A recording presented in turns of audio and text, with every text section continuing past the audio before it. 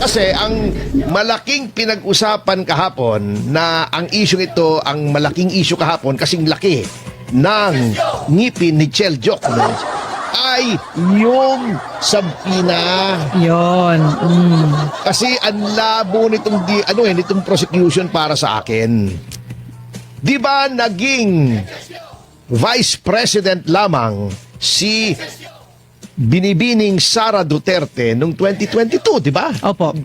July 1, 2022. Gusto nitong prosekusyon ay isabina ang kanyang mga bank records.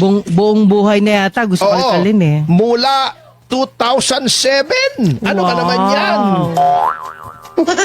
Ganun ba talaga yun, sir? Hindi pwede yun. Ayun. Eto ang natatawa ako ha. Eto. Kalkalin muna natin yung argumento ng prosekusyon bago yung depensa. Ito ay opinion ko lamang po. Ha? Okay. Sabi ni Chel Jokno, medyo bombastic as if naman makukuha sa pagiging makata o dun sa acting o sa mga makatatamis na salita ang katotohanan. Sabi niya, yun daw paglilitis ng impeachment court is a power that nothing and no one can handcuff. Tagalogin mo! Tagalogin mo! Yun ay mga gawain na hindi po pwedeng pigilan ni naman. Yan. Okay, sabi naman ni Attorney Wesley Poa ay hindi pwedeng maging weapon of a fishing expedition. Tagalogin mo! Tagalogin mo! Hindi nyo pwedeng maging armas yan para sa inyong panghahanap ng mga mga detalye. At saka hindi daw pwede mag-fishing kasi ayaw tayong papasukin sa Baho de Masinloc.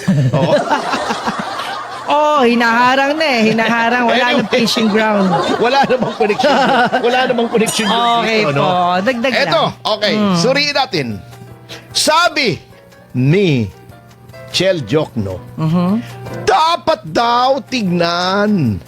Umpisa 2007, Vice Mayor si Sara Duterte noon. Ibang posisyon na yan, sir.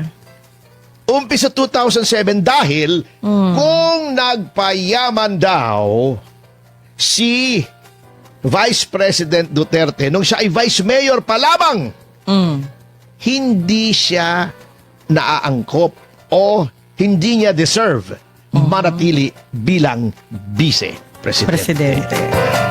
Okay, yung number one. Ngunit!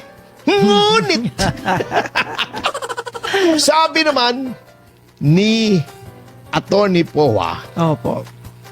sabi na nga dun sa Duterte, case na kamakailan lang nilabas.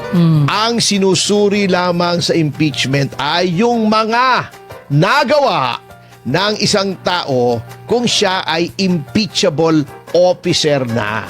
Ibig sabihin, mula nung siya ay naging vice-presidente. May sinasabi silang obiterdicta, etc. Ngunit, common sense lang Di ba? Common sense lang.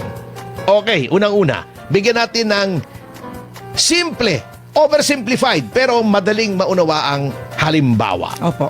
Okay. Nagkaroon ka ng girlfriend noong 2022. Naging mag-boyfriend-girlfriend kayo. Since 2022. Since 2022. Yeah. Biglang ngayon ay nagkatampuhan kayo. Inakusahan ka ng girlfriend mo. Oo. Ikaw, babaero ka. Sabi mo, Biglang-bigla? ako? Hindi ako yun ha. Ako hindi ako babaero. Ako yung pampababae ay labag sa aking pananampalataya. Yun. Sapagkat nakasaad mga kapatid sa unang Korinto 6 ang talata ay 9 ay ang mga nakikiapid ay hindi maliligtas. Kaya po palagi at patuloy at walang tigil ang aming paalala mga kapatid bago magtapos ang programa na huwag kayong makiapid. Di ba? Di ba lagi naman lagi nating pinapaalala. Yes. Ano to? Theoretical. Opo. Ikaw, sabi niyong babae, ngayon 2026 ha, babayero ka. Sabi niya, paano mong nasabi yan? Yon. Pagka ikaw ay may girlfriend. Yon. Pagka ikaw ay may girlfriend, meron ka pa rin ibang girlfriend. Minsan Oo. dalawa, tatlo pa. May reserba? Oo, sasabihin mo, hindi, ako! Ako!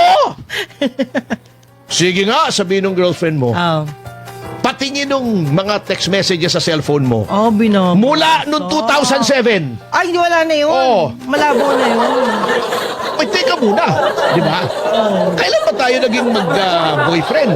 Di ba? 2022. 2022. Oh. Oh, kung nambababae ako noong 2007, hindi pa nga kita kilala noon eh. Oh. Pagpalagay mo ng babaero ako noong 2007, 2008, Oh. bakit mo titignan? Ay, wala na yun. Foul na yun, foul. Ang sinasabi Common sense ko. lang po yan, sir. Tingnan mo, umpisa nung naging mag-boyfriend tayo. 1K Unang babae ko. na. Oh, yung aga naman. Maraming Congratulations. salamat. Thank you, guys. Happy 1,000 live viewers sa DCAR. Ah. Huwag mong titignan yung 2007. Huwag ka mag-throwback. Yun, ganon ka. Oh, mali naman Ganon po yun. ang halimbawa na gustong gawin ng prosecution. Oh. Gustong kalkalin. Fishing expedition nga. Oh. Sapagkat kung ikaw ay noong final mo yung articles of impeachment, kung kayo ay parehas dun sa House of Representatives at hindi nyo ni railroad yan, yung sinasabi nyong unexplained wealth, Oh. alam nyo, anong taon ba nagkakalap, nagka-accumulate Okay. ng unexplained wealth ang vice presidente? Oh. 2002, 2003, 2004, 2005? Oh. Oo, di ba? Hindi alam. Ano ba? 2022, 2023, 2024? Hindi nyo alam! Ibig sabihin, nanghuhula kayo. Ayan, true and false lang Nanghula yan. kayo ni railroad nyo.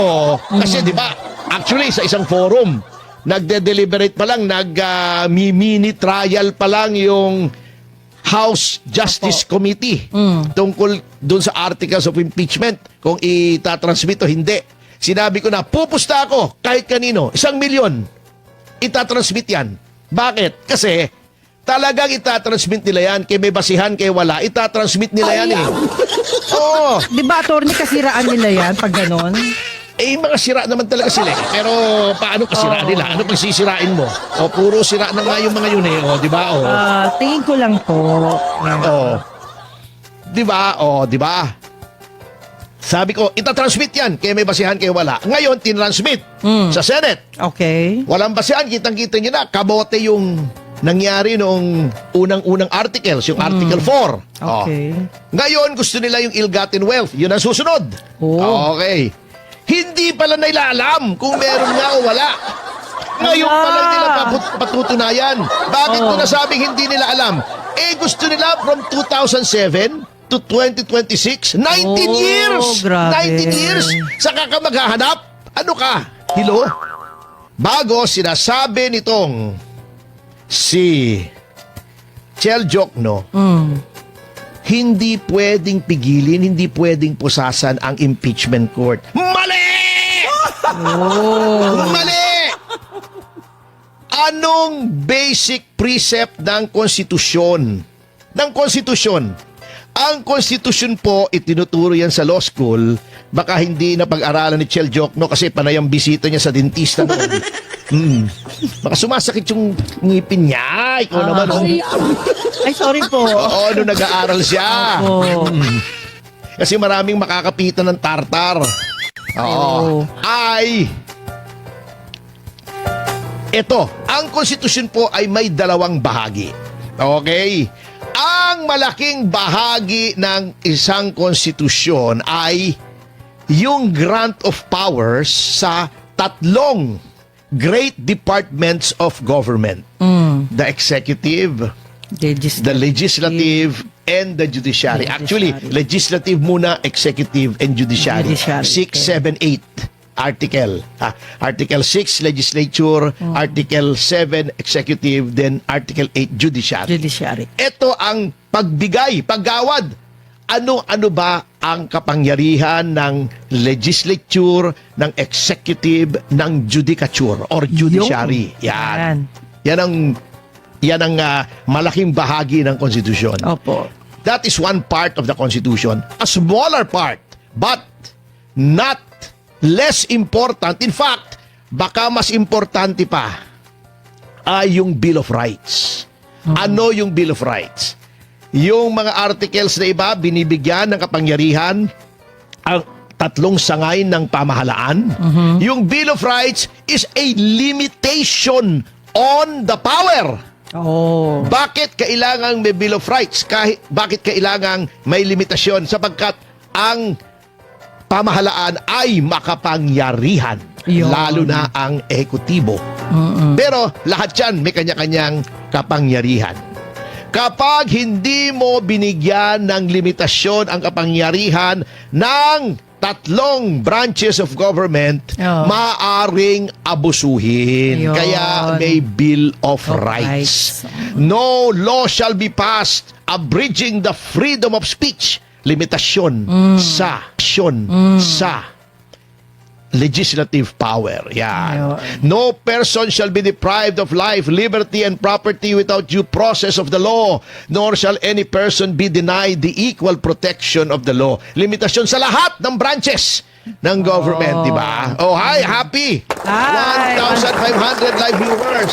Thank you so much. Security of the people in their persons, papers, houses, and effects shall be inviolable, and no search warrant or warrant of arrest shall issue except upon probable cause to be personally determined by a judge. After hearing the witnesses. Yun. Limitation sa power ng judiciary. Yan. Kaya wag niyong gawing unlimited. No personal property shall be taken without just compensation. Limitasyon sa Yan. eminent domain power ng ehekutibo. Yan. Swerte ko talaga. Yung Parang sinasabi ni tututo Joc no na konti. constitutional power yung magbukas ng bank account. Dahil ang sole authority sa impeachment ay ang impeachment court. The Senate sitting as an impeachment court, hindi po rin maaari. Bakit? Yan pong powers ng impeachment court ay granted by the Constitution under Article 11 of the Constitution, yung provisions on transparency and accountability. Take note Yun ang mga kasama, hinahanap. nakikita nyo ako dyan. Wala po akong notes hindi ako tumitingin dito. Ito po, walang notes to. Yan, Wala tungkol yan. sa mga Details lang yan. hindi detail. Ito yung mga news. Mga news balita. article na pinrint natin as is. Risa, wala akong notes wala akong index card dito Hindi ako mahilig sa notes. Ikaw lang ang mahilig sa notes, Risa Oo. Yan. Okay. So mga kasama, may power na ginrant sa impeachment court. Totoo! Ibig bang sabihin walang limitasyon? Hindi po! Ginoong Joc. No, bakit? Lahat ng powers na ginrant ng Supreme Court, kahit nasa impeachment court, kahit nasabihing sole power, etc., etc., subject pa rin sa Bill of Rights. Anong nakalagay sa Bill of Rights? Nandoon ang due process clause. Anong ibig sabihin ng due process? Hindi pwedeng kalabisan. Hindi pwedeng walang dahilan. Laws must be reasonable. Government actions must be reasonable. Yun. Sabi nga ng isang desisyon ng Korte Suprema, they must not outrun the bounds of reason and result in sheer oppression. Yan po, may due process. Hindi pwedeng lahat na lang ikakalkalin mo.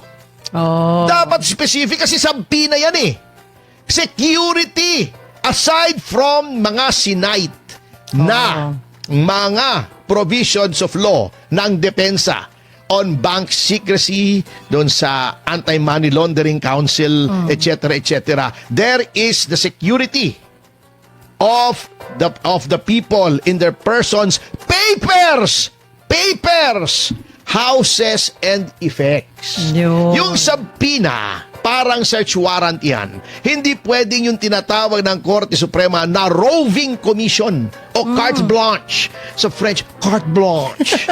O blank letter, parang blank check. Ikaw maglalagay kung magkanong amount. Hindi pwede yun. Ikaw na bahala dyan. Mali yun. Hindi mali. pwede. Dapat yung subpoena specific. Ano bang taon? Tungkol ba saan? Ano bang bangko? Di ba? Hindi pwedeng, tingnan ko lahat. Baka meron tayong makita. Oh.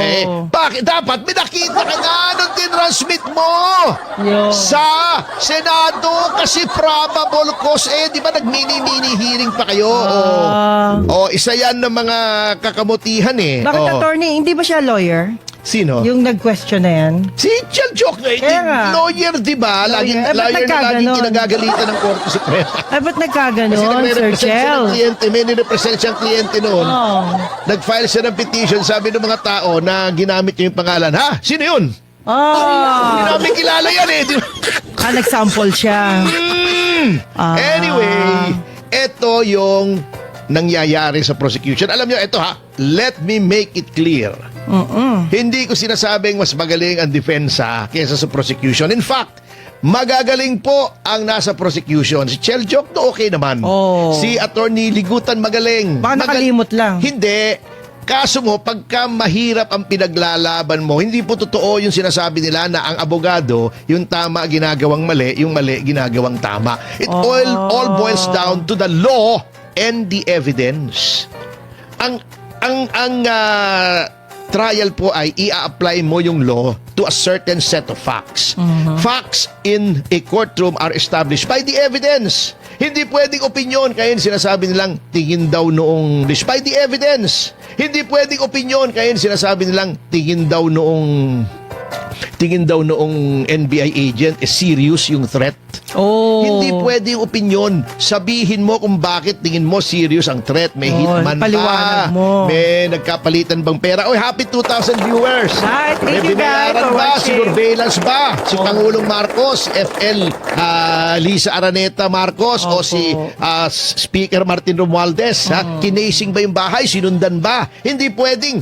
Tingin ko seryoso. Kasi mukhang galit siya eh. Hindi pwedeng ganon. Seryoso siya. Nalilisit yung mata niya eh. Hindi pwedeng ganon, ano? Ang dami nalilisit yung mata. Wali. Di ba si Nery Colmenares, ang yabang-yabang no nag-hearing kami. Kasi yung dinemanda namin si Sara Elago doon sa DOJ. Sa labas daw kami. What happened? Sa kakako sila, halika sa labas. Paglabas ko, nawala. Hindi malaman kung saan pumunta. Sa ibang pinto dumaan. Guardia, umalis daw, tuloy-tuloy palabas. Hindi porkit ang matapang, totoo, bakit yun nabahag, Si Nery Colmenares, ay nako. Anyway, babalik tayo rito. Katulad dito, alam mo, magagaling yung iba na mga abogado. Yan si Ligutan. Si Lorna Kapunan, she's a good lawyer, although she's not good looking, good lawyer naman. Anyway, Good lawyer. Okay na yun. si Luistro, I will always maintain, si Luistro ay isang abogado na kapag ikaw ay hindi matalino, akala mo matalino. Pero kung matalino ka, alam mong hindi matalino. Ito ang ginawa. Hindi lang sa hindi magaling na abogado. Grabe. Magulang pa. Alam mo, sa lahat ng ayoko yung magulang kasi hindi ako nang gugulang sa korte. Magulang? That means manloloko? Pero hindi siya kasama nung pag sinasabi nating mga magulang at mga kapatid. Hindi hindi magulang yun. na yun. Hindi yun. Parent yun eh. Ayun. Ito ibang parent. Alam mo kung ba't sinasabi kong magulang? Kinall out tuloy siya ni Attorney Sison. Sinasabi niya, hindi na namin ipipresenta itong mga witness na to. May sinasabi yung sa PNP, yung sa firearms, para i-establish daw na maraming barel si Sara Duterte kasi establish na daw na marami siyang barel at pwede niyang i-carry out yung death threat. Unang-una, mali yun eh. Yung sinasabi din ng parang tender of excluded evidence, mali po yun. Hindi mo pinresenta yung witness bago sasabihin mo. Kahit hindi namin pinresenta yung witness, ay eto ang napatunayan. Kalokohan yon. Sa ang libro meron yon na binibining Jervil. Oo, pambihira ka naman. Yung tender of excluded evidence na sinasabi, ay ito, ganito, pag sa court. Kasi nga hindi mga trial lawyer kung si Luis to eh. Trial lawyer eh. Kasi tinago niya yung kanyang asawa, di ba, nung hinahanap ng mga pulis. Pero may nagkita na sila. Kasundo yata sila ni Ping di ba? Anyway, ganitong tender of excluded evidence. Nasa korte ka. Meron kang testigo. May sinabi yung testigo mong testimonya. may tinanong ka, Opo. ganito. Mm. Mag-o-object yung kabila. Objection, Your Honor. Mm. Witness is not competent. Sabihin ng judge, objection sustained. Sasabihin mo na sa judge, Your Honor, may it be placed on record that had the witness been allowed to answer the question, Oh. he or she would have said this. Ito yung dapat sinabi niya kung hindi nag-object yung kabila. Ayun. Pwede po yun. Pwede.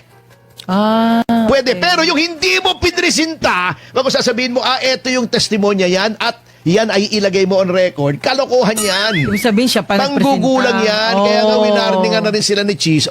Umpisa ngayon yung opinion hindi counted ha. Ayun. Hindi counted Hindi yung pwede opinion. yun. Oo. So, nandun na yung warning. Naku, And then, sige. mabanggit natin yung kay Corona, no? Opo, Ako opo. talaga Yes. very close sa akin yung issue na yan kasi alam nyo, huwag nyong ipagmalaki yung impeachment ni Corona sapagkat nagkalagayan doon. Nagkalagayan doon. Anong katunayan? 3 senador pagkatapos noon lumabas na tumanggap ng 100 million sa mga yung pork barrel, kita mo noon 100 million grabe, lang ha. Oo, nakulong 'di ba si Juan Ponce Enrile, si Jinggoy At Estrada si, at si Bong Revilla. Oo, kasi may alegasyon na nagkalagayan kaya na-convict si Corona. Wag nyong ipagmayabang 'yan. At si Chief Justice Corona ay practically inabsuelto Ayun. ng Korte Suprema noong, 'di ba? Dapat tanggal siya. Opo. Dapat yung mga benepisyo niya forfeited. Dapat wala siyang natanggap kasi Opo. impeach siya eh. Opo. 'Di ba? Opo. Ang Korte Suprema ay ibinalik sa kanya lahat ng benefits niya bilang Chief Justice. Yun ang masakit. Ibig sabihin, hindi naniniwala ang Korte Suprema na talagang na-convict si Chief Justice Corona. Katarantaduhan lang naman talaga po yan ni Pangulong Noynoy Aquino. Yang impeachment na yan, huwag niyong gayahin yan. Alam niyo, alam niyo ang pagkakaiba. Noong ini-impeach si CJ Corona at noong may co-warranto si Sereno. Noong ini-impeach si CJ Corona, lahat ng empleyado ng gobyerno nandoon. Sinusuportahan si CJ Corona. Yun. Si Sereno, lahat ng empleyado ng Supreme Court nagsama-sama rin. Nagkaisa. Nagkaisa para sabihing tanggalin nyo na yan. Walang biro, walang biro. Oh. Walang biro, magtanong kayo. Ngayon, i-impeach nyo na naman, gusto nyo na namang makonvict yung isang tao na gusto ng karamihan. Bakit kayo ganyan? Kung sinong gusto ng karamihan, betrayal of public trust. Paano nabibitray yung public trust kung sila ang pinagkakatiwalaan ng karamihan? Ang betrayal of public trust, yung hinalal ng 31 million ngayon, ay negative 35 na. Ang trust rating ulitin ko, trust rating. Ayan, Yun ang tiwala. betrayal of public trust. Hindi yang gusto ng tao kung ano-anong sasabihin nyo. Hello, Sir Sam Diba? Pagdilaw. Ngayon, eto bigyan natin ng konteksto to. May isang law din na naman na sinasabi na yung 16 daw na nag-rule si Chis Escudero na yun ang dapat boto para ma-convict ang kahit sino sa impeachment court dahil yun ay base sa sinasabi ng konstitusyon Opo. na all the members ay, di ba? Dapat 60 Ay talaga. dapat, yun. Alam nyo, sino ito? Si Father Rangilio Aquino. Fraile. Oo. Okay, bigyan natin ng Rangilio konteksto. Aquino. Sinasabi kasi nila, Okay. mali yung sinasabi nung mga kumukontra na 16, pati doon sa quorum na dapat 13. Bakit daw sabi nila? Kasi yung mga law deans daw ay sinabi na tama yung grupo ni Gatchalian, mali yung grupo ni Alan Peter Cayetano. Lagyan natin ng konteksto. Sige po. Kung ikaw ba ay law dean, ikaw ay legal luminary. May mga kaibigan akong law deans magagaling ha. Pero yung ibang law deans, palakasan lang yan Kaya naman, huwag na tayong wala huwag na din. tayong magbulahan pa kung sinong malakas doon sa pamamahala ng eskwela, Numbers etc. game pa rin. etc. Oo. Okay. Number 2, bakit yung mga law deans ay kontra doon sa mga sinasabi na pabor kay Sara Duterte. We must remember na karamihan ng law schools dito ay pinamamahalaan ng mga orders, yung mga religious orders Opo. na nasa ilalim ng simbahang Katoliko. Yes. At ang simbahang Katoliko ay ayaw sa mga Duterte. Umpisa na natin. San Bakit Beda. ayaw? San Beda. Yes. Simbahang Katoliko yan, di ba? San Sebastian, Recollect, di ba? Lasal. Di ba? De La Salle, Diba? yes. Lasal Brothers, di ba? Yes. Ateneo, mga Opo. Jesuita, kung saan ang galing yung group, yung word na Jesuita. And so on and so forth, Opo. di ba? Ayaw nila kayo mga law deans nila, pinasasabi nila yung mga kontra sa mga sinasabing opinyon na pumapabor naman kay Sara Duterte. Okay, itong fraile na to, si Ranhilio Aquino na di ng San Beda. Unang-una po, fraile, hindi ka naman abogado eh. Kaya ka naging law dean ay dahil may masters kaya may doctorate ka. San Pero Beda. hindi ka naman kumuha ng bar. Kuha ka muna ng bar. bago wala ka pa maniwala siyang sa- bar. Wala. Kuha ka muna ng bar. Kulang pa. Fraile, Fraile. Kuha ka muna ng bar bago kami maniwala sa iyo. Pumasa ka muna. Okay, number 2, kita mo ang sinasabi nito, Kung di ba naman kengkoy yung opinion nito, Sabi niya, yung 2/3 daw ng lahat ng miyembro ng Senado Okay. ay ibig sabihin noon, yan ay kung sila ay narinig nila yung ebidensya at sila ay nag-deliberation. Sabi niya. Opo. Kung hindi naka-attend ng deliberation, hindi narinig yung ebidensya, papaanong boboto? Yun ang sabi niya. Fraile! Saan sa konstitusyon nakalagay yun? Okay, eto, common sense Okay. Medyo mahirap po itong ipaliwanag kung hindi abogado kasi tama. dapat, pero maaintindihan nyo to, simple lang to kung babasahin nyo ang konstitusyon. Opo. Yun pong Supreme Court at yung COMELEC, nakalagay puro na. Happy 3,000 live viewers po. Maraming salamat Thank you, po sa inyo. guys. Salamat. Ay. Grazie, muchísimas gracias. Muchas gracias. Oo, gracias, Okay. gracias. Oo. Okay. Tera makasi.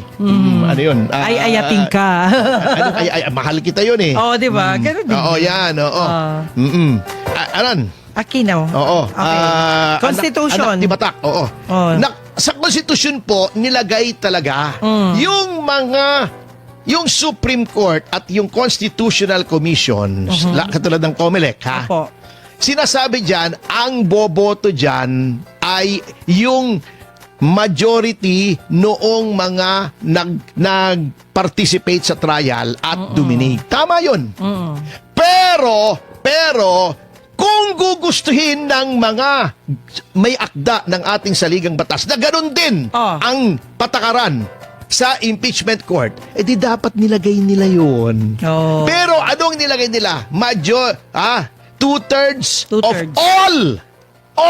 Walang sinasabing yung nag-deliberate. Walang nasasabing yung nakarinig ng ebidensya. All senators. Bakit? Kasi nga sinabi ni Joaquin Verna, si Sarin Fraile ito, Opo. noong ginagawa nila yung konstitusyon, gusto nila mahirap tanggalin. Pero hindi imposible. Pero mahirap. Bakit? Dahil ang dalawang impeachable officers ay halal ng buong bayan. Okay. Yung ibang impeachable officers, sino? Okay. Ang punong maestrado at mga maestrado ng Korte Suprema. Bakit mahirap din silang tanggalin? Bakit kailangan 16 votes? Para mapangalagaan ang kasarinlan or independence ng Supreme Court. Yun. Kaya mahirap tanggalin. Hindi mo pwedeng iharas ang mga miyembro ng Supreme Court na tatanggalin kita pag hindi ka Hindi nag-ruling pwedeng takutin. sa aming pabor. Okay. Ano pa ang mga impeachable officers? Ombudsman. Kasi nga, pinangangalagaan din ang independence ng ombudsman. Pero wala na yan ngayon, kamote ng ombudsman. Hanggang nandyan si Ginoong Remulla, wala na, kamoting kahoy na may ulalo na yan. Okay. Ano pa? Constitutional Commissions, COMELEC, Civil Service, COA. Bakit? Kasi yung mga yan, kailangan ma-preserve din ang independence. Yun. Kaya mahirap tanggalin. Okay, kung susundin natin yung gustong interpretasyon nitong mga ito, nitong mga abogadong ito, yan ang gagawin ng kahit sinong presidente. Wala na. I-raid na lang, kakasuhan na lang yung mga senador. Di ba? Yan na lang ang gagawin nila. Wala nang iba. Wala nang effort. Wala na. oo. Lalaban. Wala nang... Kung gusto lang palang gawing hindi 16, ay sige, gagawan ko ng kaso itong mga kalaban ko. Katulad ng ginagawa na nila ngayon. Di ba? Ngayon. Dalawa na. Si Marcoleta at saka si Jinggoy. Ngayon, nakaamba pa, nananakot pa. Yung magandang lalaki nating NBI director. Oo. Hindi matibag-tibag. Oo, na iniimbestigahan daw niya yung Asian Games ng 2019. Oo. At may anomalya daw dyan. Mr. Matibag, for your information, kami po sa Citizens Crime Watch, kami ni Diego Magpantay, nag-file na po kami ng kaso. Against Laban dyan yung mga anomalya sa ASEAN. Baka hindi nyo po alam nyo kung sinong pinailan namin dyan, baka hindi kayo nag-research. Si Vince Dizon! Oo! Meron na po yan sa ombudsman. Tingnan nyo na lang. Sangkot si Vince Dizon doon. Baka hindi nyo alam. Baka magulat pa kayo. Yung mga nag-iimbestiga yan Tira kayo ng tira, Parang yun sa Chicago. Tingnan nyo kung sino mga nasa likod doon. Mga investor noon. Tira na naman ang tira. Baka magulat ka. Makakakampi nyo. Meron ng demanda yan. Yan ang sinasabi ko. Hindi pwede ito. Kasi kaya absolute figure yung 16 para hindi matamper yung membership. Kung ganon, edi kung gusto mong makonvict, papatay mo yung ibang wag naman, papatay mo yung ibang senador para mabawasan, di ba? O para hindi na 16. Idemanda mo, yun nga di ba? O takutin mo para magtago, para hindi maging 16. Hindi po yun. Hindi pwede. Fraile Aquino, hindi po yun ang nais ng ating mga may akda ng saligang batas. Gusto po nila talaga 16 kasi all the members, ilan ba members? 24. Ngayon, kung may mamamatay, wag naman. Halimbawa, si Senator Soto namatay. Pero wag naman. Halimbawa lang. Si Dick Lacson namatay. Knock on wood. Kumakain sa bahay, biglang Nabulunan. sa wag buto naman ng sana. Hindi nakahinga, namatay. Hindi naman, example lang yun. Ay yun, doon babawas yung 16. Ayan. Pero hanggang buhay, kahit nagtatago, nakakulong, Buo pa rin sila. Miyembro pa rin sila. All the members, all 24. Yung mga nasasabing hindi na all, ay all lol. Yun, mga yun. Grabe. Harsh naman yan. At sa kabila dyan, Ayun na, sige. wala kayong ginawa kundi iharas ang mga senador na kalaban ninyo. Ito, nagiging katawa-tawa tayo. Di ba yung lagi naming kinikriticize doon? Alam nyo, si Congressman Tevez, ano siya kontrang-kontra siya rito sa Maharlika Fund.